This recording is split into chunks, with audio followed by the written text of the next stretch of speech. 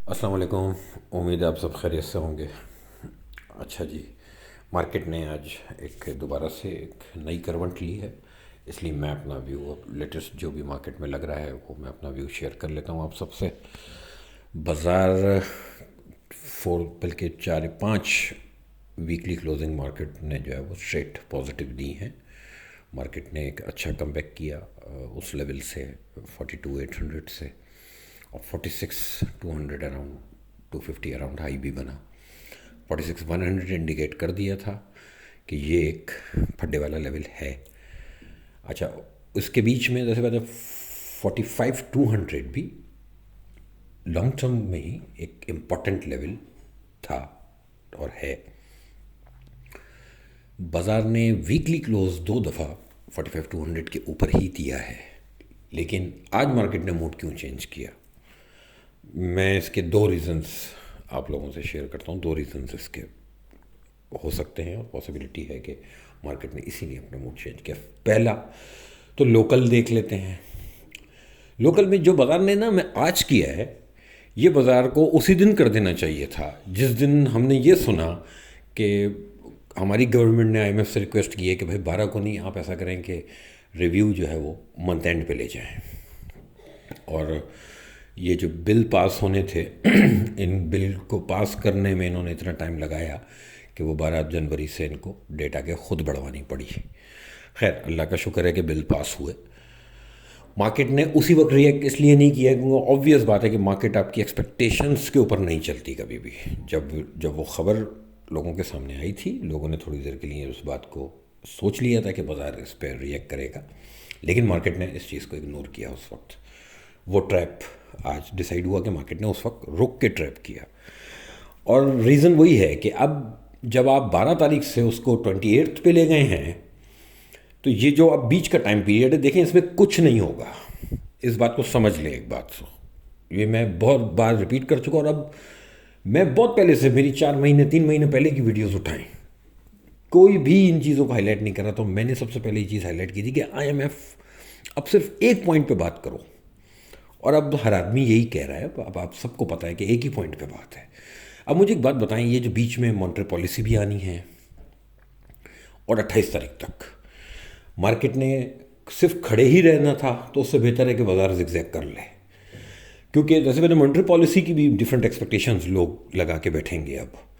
जबकि पिछली पॉलिसी के अंदर और उस पॉलिसी के बाद गवर्नर स्टेट बैंक ने बहुत सी बातें मीडिया पे की थी, लेकिन थोड़े से हालात जो है वो चेंज होते हुए नज़र आ रहे हैं। तो एक फियर फैक्टर ये भी है कि क्या पता वो जो बातें की थी उन्होंने सेकंड मॉनेटरी पॉलिसी के बाद, दिसंबर के बाद, तो वो जनवरी में उस बात को जो है वो ना निभा सकें। उसकी वजह क्योंकि क्रूड ऑयल ने नया हाई बना दिया।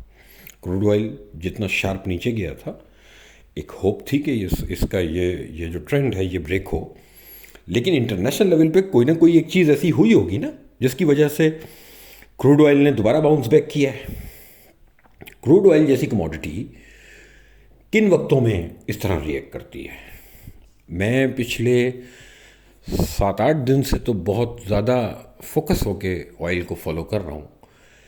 टोटली अब नॉर्मल मूव है ये, मैं आपको बताऊँ, छोटी मोटी मूव नहीं कर रहा है ये। जिस तरह की इसने वीकली क्लोज लास्ट दिया, जिसे कहते हैं कि 1% जो चांस होता है ना चीज़ों का, वो 1% हुआ।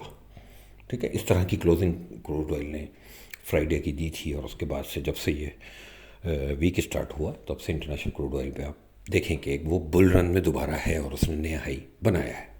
और इस वक्त जब मैं आपसे बात कर रहा हूँ तो वो अपने नए हाई पे ही खड़ा हुआ है इस वक्त। तो इसका मतलब ये है कि कोई ना कोई ऐसा रीज़न है ज़रूर। फिर आज आपने देखा कि कोल प्राइसेस में भी दोबारा से बाउंस आना शुरू हुआ, यानी जो इंडस्ट्रियल यूजेज की जो कमोडिटीज़ हैं उनमें दोबारा से बाउंस आने शुरू हुए। अब आ जाएंगे इसका रीज़न क्या है। उसका रीज़न बेसिकली यूक्रेन और रशिया टेंशन जो है वो इस वक्त पीक पे है, और इतनी पीक पे है कि अल जज़ीरा ने ये बात सुबह कोट की है कि शायद रशिया जो है वो किसी भी टाइम पे, अब चंद घंटों में, एक चंद दिनों के अंदर रशिया प्रिपेयर बैठा है कि वो अटैक कर देगा यूक्रेन पे। अब जब ये यूरोप साइड पे इस तरह की कोई गड़बड़ अगर शुरू होगी ना, उसके इम्पैक्ट्स पूरी दुनिया पे आएंगे, क्योंकि रशिया एक सुपर पावर में आता है। रशिया हो, यूएस हो, चाइना हो, अगर ये इस तरह किसी कंट्री के ऊपर चढ़ाई करने जा रहे हैं और पीछे रीज़न जो भी है मैं उस पर बात नहीं कर रहा, तो उसके इम्पैक्ट्स ज़रूर दुनिया को देखने पड़ेंगे। और वही एक फियर फैक्टर है जिसकी वजह से गैस प्राइसेस में दोबारा से बूम जो है वो बूम आया है, ऑयल प्राइस में आया है, कोल में आया है, और इसी तरह ग्रेजुअली अगर अल्लाह ना करे ये गड़बड़ बढ़ेगी तो और कमोडिटीज़ पे भी उसका इम्पैक्ट हम देखेंगे। अब जब इस तरह की कोई चीज़ होगी तो जैसी बात है कि जो हम इम्पोर्टर्स हैं ऑयल के, हमारे लिए फिर से एक क्वेश्चन मार्क बनना शुरू हो जाएगा कि ऑयल अगर ऊपर जा रहा है तो कहाँ तक भाई, और इस जंग के चक्कर में जा रहा है तो फिर अल्लाह खैर करे, फिर हमारे यहाँ इन्फ्लेशन का क्या होगा और हमारे जो है वो बैलेंस ऑफ पेमेंट का क्या होगा। तो बहुत से सवाल हमारे लिए भी खड़े हो जाएंगे। अब आईएमएफ तो 28 को ही पता चलेगा आपको, बीच में मॉनेटरी पॉलिसी भी है, तो मार्केट ने और इतने दिन क्या करना था, बाजार ने इसी तरह की मूव लेनी है। देखें, एक बात तो बड़ी सच्ची है ना कि बाजार अगर 43,000 से 46 भी आया है तो इंडेक्स ही आया है, प्राइस में वो रिफ्लेक्शन तो नहीं देखी मैंने आपने कि जिस पे मैं कहूँ कि वो मार्केट ने तो बड़ी तूफान रिकवरी दी थी। इंडेक्स बेसिकली आपके सेंटिमेंट्स को ड्राइव करता है, इसलिए इंडेक्स को देखना फिर भी कहीं ना कहीं ज़रूरी हो जाता है। लेकिन जब आप मार्केट के अंदर एंटर हैं और आप इंडेक्स तो बाय नहीं कर रहे या सेल नहीं कर रहे, आप किसी न किसी शेयर में बेट कर रहे होते हैं, बाय साइड या सेल साइड, ठीक है। तो आपको ये भी साथ साथ देखना पड़ेगा कि किस शेयर में आप क्या पोजीशन लेने जा रहे हैं, उसकी प्राइस किस लेवल पे है, उस सेक्टर के और उस कंपनी के क्या फंडामेंटल्स हैं।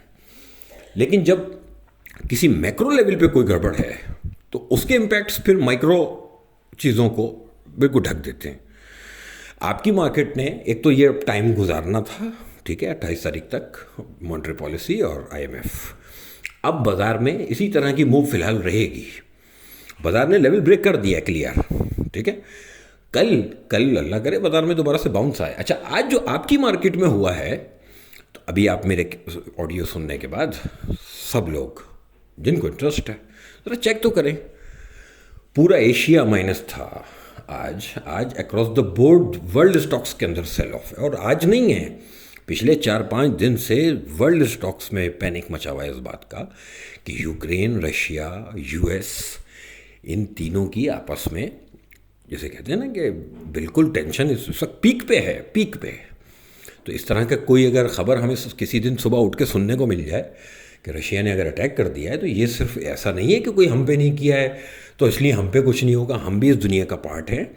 और यूरोप के अंदर कोई इस तरह की जंग अगर खड़ी होगी तो ये बड़े मसाइल हमारे लिए, उसके इम्पैक्ट्स दूसरे अंदाज से हम पे भी आएंगे। और हम वो इकॉनमी नहीं है कि दुनिया में जो है वो ऑयल ट्रांसपोर्टेशन डिस्टर्ब हो जाए और तो हम सर्वाइव कर लेंगे कोई 1 महीना भी।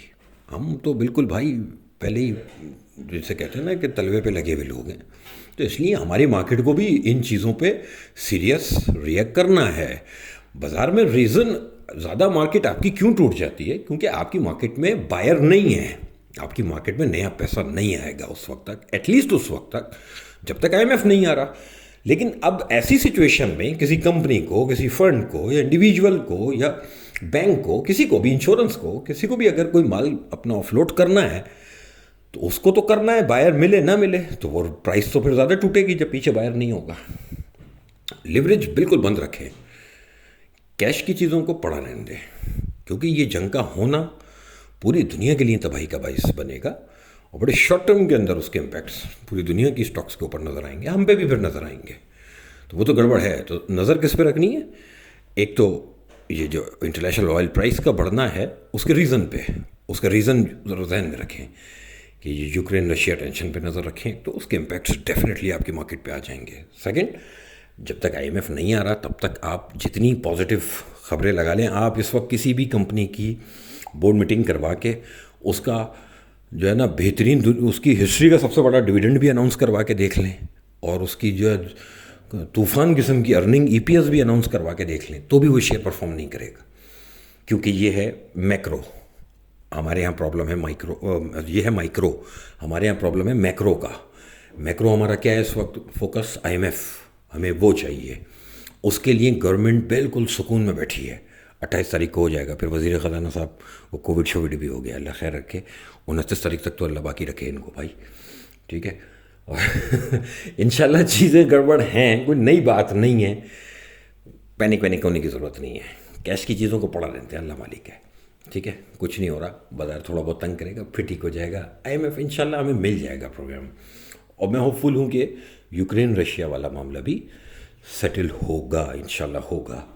क्योंकि ऑयल का बढ़ना सिर्फ मेरी जैसी कंट्री के लिए ख़तरनाक नहीं है, गैस का बढ़ना सिर्फ मेरे लिए ख़तरनाक नहीं है, पूरी दुनिया के लिए है। ये जो डेवलप कंट्रीज़ है ना, इनके लिए भी मौत है इस चीज़ का बढ़ना। तो ये तो कंसर्न सबका है, इसके लिए अब आप कुछ कर नहीं सकते सिवाय इसके कि आप इंतज़ार करें। इंशाल्लाह इंटरनेशनल लेवल पे भी चीज़ें सेटल होंगी तो ऑयल प्राइस पे उसका इम्पैक्ट आना शुरू होगा, ऑयल प्राइस ईज़ ऑफ होनी शुरू होगी, ऑटोमेटिक फिर चीज़ें बेहतर होंगी, फिर आप आईएमएफ साइन कर लेंगे तो चीज़ें आपकी और बेहतर हो जाएंगी इंशाल्लाह। कुछ दिन बर्दाश्त करेंगे, कोई ऐसी परेशानी की बात मुझे नहीं लग रही, जबकि लेवल्स टूट गए हैं। मैं प्राइसेस भी देख रहा हूँ साथ साथ। प्रॉब्लम यह है कि इस इंडेक्स पे अगर आप, मैं सिर्फ समझाने के लिए कह रहा हूँ, अगर आप एंग्रो बेचना चाह रहे हैं तो ज़रा प्राइस तो देखें एंग्रो की।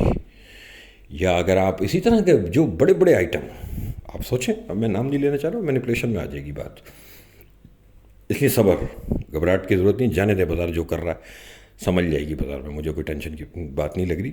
बर्दाश्त कर ही रहे हैं 3 महीने से, रोज़ अपने आप को घबराहट में डालने से बेहतर है।